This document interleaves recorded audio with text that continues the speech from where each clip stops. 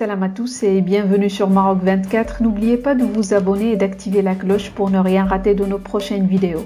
Aujourd'hui, le lundi 8 mai 2023, on va parler de la manifestation organisée hier à Paris par un collectif franco-algérien.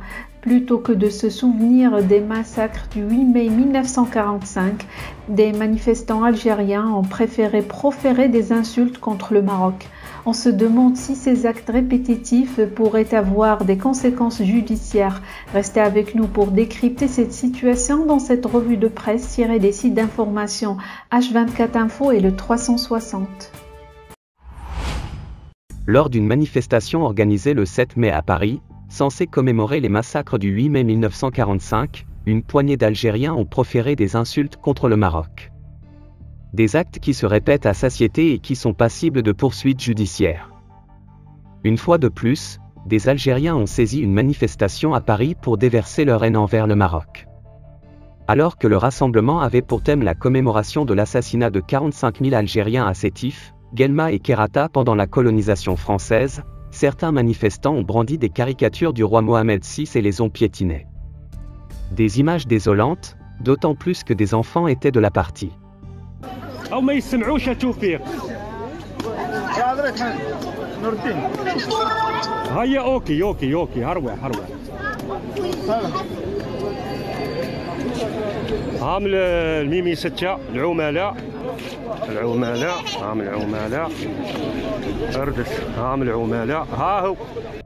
Cependant, des manifestants kabyles ont retiré les affiches offensantes plus tard dans la journée, peut-on voir dans une autre vidéo.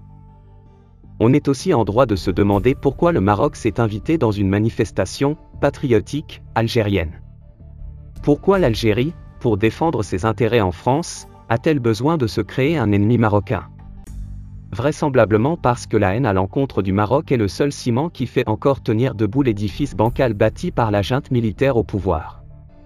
Ou encore parce que plutôt que de régler ses comptes directement avec la France, la junte militaire préfère la disculper de ses torts, en les attribuant au Maroc, un prétendu ennemi qui a décidément bon dos. Le 19 mars dernier, un sit-in pro-gouvernement algérien à Paris, censé commémorer la signature des accords d'Évian et dénoncer toute ingérence étrangère, s'est rapidement transformé en rassemblement anti-Maroc. Les participants y ont proféré des insultes racistes envers les Marocains et brandi des pancartes haineuses contre le royaume et ses institutions.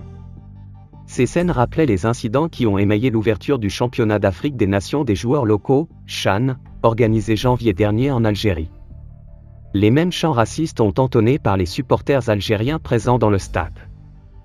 Les slogans anti-marocains avaient par ailleurs donné le ton de cette manifestation, qui à défaut d'être pro-algérienne, était surtout anti-marocaine, car c'est au cri de dites à la France que nous ne sommes pas des mrarkas, que ses ressortissants ont exprimé leur attachement à leur mère patrie.